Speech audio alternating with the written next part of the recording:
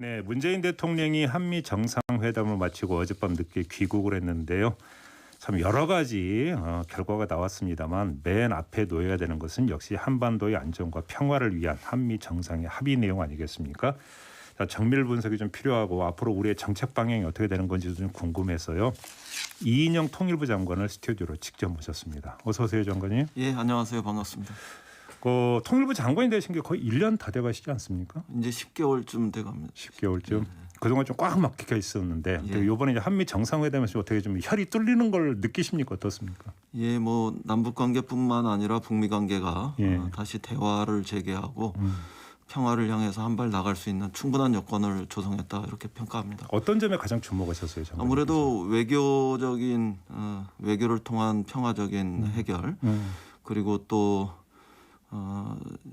그 점진적이고 단계적인 네. 이런 접근을 통한 실용적인 해결 그리고 한국 정부의 능동적인 역할 예. 또 동맹에 대한 존중 뭐 이런 것이 충분히 반영된 그런 그 정신들 이런 것들이 한미 정상의 공동 합의 과정에서 분명해졌고 또 북으로서 내심 기대했던 싱가포르 그 북미 합의에 기초한 대화 접근의 가능성 이런 것들도 분명했고 바로 또 예. 북미 간의 대화의 의지 이런 것에 상징적인 의미를 담았던 대북 대표의 임명 뭐 이런 것들을 종합해 볼 때 남북미 간의 선순환의 대화를 이루고 또 관계 개선에 적극 나설 수 있는 그런 충분한 여건을 마련한 그런 계기였다 이렇게 평가합니다. 그럼 바로 이제 그 문제인데요. 이제 가장 그 눈길을 끄는 게 판문점 선언과 싱가포르 합의에 기초한다라는 대목이 있지 않습니까? 이걸 어떻게 해석을 해야 되는 겁니까? 그대로 다 계승한다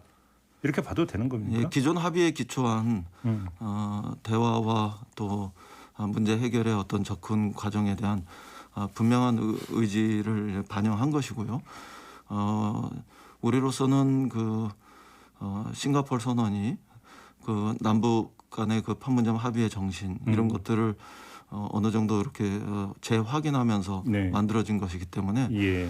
그 북미 간의 관계뿐만 아니라 남북 간의 어떤 그 자율적이고 또 독자적인 어떤 관계 개선에 대한 정신 뭐 이런 부분들까지 충분히 반영돼 있는 것으로 이렇게 평가합니다. 그리고 예를 들면 바이든 대통령께서 그 남북의 대화와 관여 그리고 협력에 대해서 분명한 지지를 표시했기 때문에 그런 것들이 뒷받침되고 있다 이렇게 생각합니다. 근데 그 냉정하게 이야기해서 싱가포르 선언 같은 경우는 구체적인 행동 계획이 담겨 있는 선언은 아니지 않았습니까? 그 싱가포르 선언을 보면 우리가 북미 간의 관계 개선으로 나가고 예. 또 평화 보장, 평화 정착 이런 정신들이 담겨 있고 또 궁극적으로 한반도 비핵화의 과정에 대한 분명한 의지들을 북미 정상이 합의했던 거 아니겠습니까? 그리고 그것을 위한 신뢰 조치로서 네. 미군의 유해 이런 것들을 송환하는 이런 정신들이 담겨 있는데 거기서 출발하면은 모든 문제들은 뭐 구체적으로 해법들을 찾아갈 수 있는 거 아니냐 이렇게 생각합니다. 근데 이제 많은 분들이 그런 이야기를 하던데 다 좋은데 지금 뭐 유엔 그 대북 제재안이나 미국의 독자적인 대북 제재안 여기다가 코로나 상황까지 겹쳐 있는 상태에서 뭘 하고 싶어도 할 수 있는 여지가 없는 거 아니냐 이런 지적들을 많이 하거든요. 여지가 있습니까? 틈새가 있는 겁니까? 아무래도 코로나 상황은 이제 점점 팬데믹 상황 그 자체가 백신의 그 보급과 확대 뭐 이런 과정에서 통제 가능한 범위로 시간이 가면 갈수록 들어오게 돼 있고 예. 또 제재 문제와 관련해서는 북미 간의 직접 대화 예. 그 과정에서 비핵화에 대해서 북이 얼마만큼의 의지를 분명하게 하느냐 이런 거에 따라서 또 단계적으로 동시적인 어떤 상응 조치들 이런 것들을 만들어 나가는 그런 뭐 유연한 접근의 가능성들이 분명히 열려 있지 않습니까? 예. 미국의 고위 관계자들이 맥시멈 플렉서빌리티 최대한의 유연성을 발휘하겠다 이런 얘기들을 누차례에 걸쳐서 이야기해 왔기 때문에 북미 간의 대화의 과정에 들어가면 저는 그런 구체적인 뭐 접근들도 일어날 수 있다 이렇게 봅니다. 그러면 지금 북미 간의 대화가 재개될 조짐이 보이고 있다고 평가를 하십니까?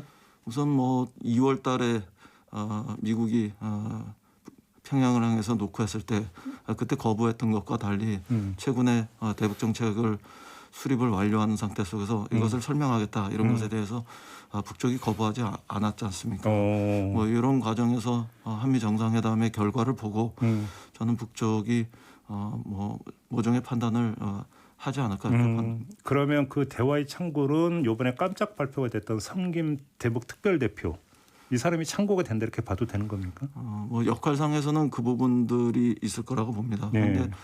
더 나아가서 블링컨 국무장관의 팀, 뭐 이쪽이 전반적으로 서로 공조하면서 뒷받침하지 않을까 이렇게 보여집니다. 그러면 북한 입장에서 싱가포르 선언을 그 기초한다라고 하는 게 북한 입장에서 상당히 고무적이고 긍정적 시그널로 받아들일 거다 이런 말씀이신가요? 대화를 시작할 수 있는 기본적인 그 조건을 충족한 거 아니냐 저는 그렇게 평가합니다. 그래요. 근데 지금 그 한미 정상 공동 성명에 보면 북한의 인권 상황을 개선하기 위해 협력한다는데 동의했다. 이 대목이 지금 걸리는데 이건 어떻게 북한이 받아들일 거라고 생각하세요? 뭐 기억하시는 분들도 계시겠습니다만 트럼프 대통령 시절에 네. 그때 나왔던 그 대북 인권에 대한 시각 이런 것들에 비해서는 훨씬 유연하고 오히려 그런 표현이 있고요. 예. 그다음에 그 대북 인권 문제들을 인도주의에 대한 지속적인 어떤 그 협력 추진 이런 것들하고 같이 종합적으로 보면서 오히려 좀 긍정적으로 우리가 해석할 측면들도 있다 이렇게 보여집니다. 그리고 무엇보다 북한 인권 특사 이런 것을 미국 쪽에서 먼저 임명하기보다는 대북 그 대표 특별 대표 이것을 성김 그 대사를 임명하는 과정 이런 것들을 보면 저는 뭐 이전보다는 훨씬 그 문제에 대한 유연한 접근 또 지혜로운 접근 이런 것들을 미국이 하고 있다 이렇게 평가합니다. 근데 성김 대표는 어떻게 평가하세요, 장관님은?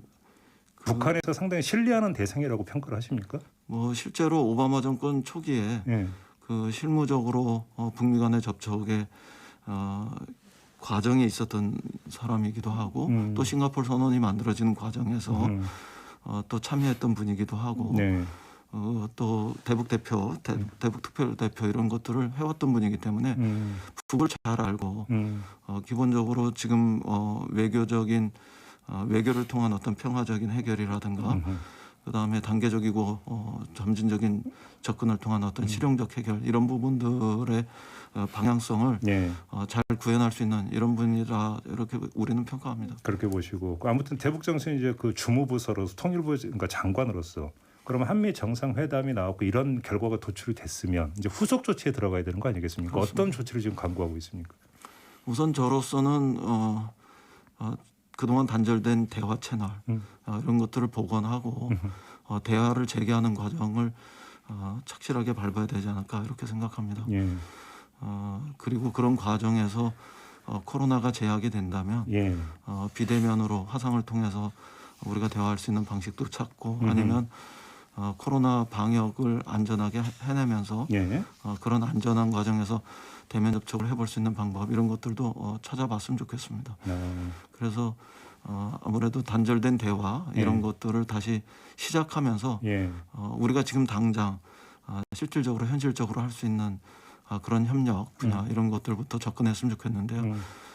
코로나를 중심으로 한 보건의료 협력이라든가 재난재해에 대한 어떤 공동의 대처라든가 기후 변화와 관련한 이런 협력 이런 것들은 우리가 언제든지 지금 당장이라도 서로 할 수 있는 거 아니냐. 그리고 이런 과정을 통해서 다른 한편에서는 비핵화 관련한 서로의 그 의지 이런 것들이 국민과 국제사회 공감대를 확보해 나간다면 철도 도로 등의 비상업용 인프라의 문제라든가 공공 인프라의 문제라든가 아니면 뭐 좀 비핵화 정도에 상응하는 단계적인 그 상응 조치로서 동시적 조치로서 제재 유연성 이런 것들이 발휘되어서 더 실질적이고 폭넓은 그런 협력으로 나가는 이런 그 과정들도 개척해 보고 싶습니다. 지금 미사일 사거리 제한이 이번에 풀리지 않았습니까? 이게 그 북한 더 나가서 중국에서 어떻게 받아들일 거라고 전망하세요? 그는 뭐 남북 관계나 한중 관계 이런 것과 좀 무관하게 우리 스스로의 그 자주국방과 관련한 이런 문제 아니겠습니까? 군사적 자주권에 있어서 미사일 주권의 문제이기도 하고 또 전자권 환수 미국과 전자권 환수 과정에서 조건에 기초한 전자권 환수 이렇게 돼 있는데 그중에 그 미사일 대응 능력 이런 것들이 굉장히 중요한 척도인데 그런 문제들을 우리가 해결해가는 이런 과정으로 봐야 할 문제라고 생각합니다. 근데 예를 들어서 이제 북한의 그동안의 태도를 종합을 해보면 뭐 미국으로부터 전략 물자나 이런 걸 들어올 때마다 아주 예민하게 아주 신경질적인 반응을 보이고 오지 않았습니까 북한이?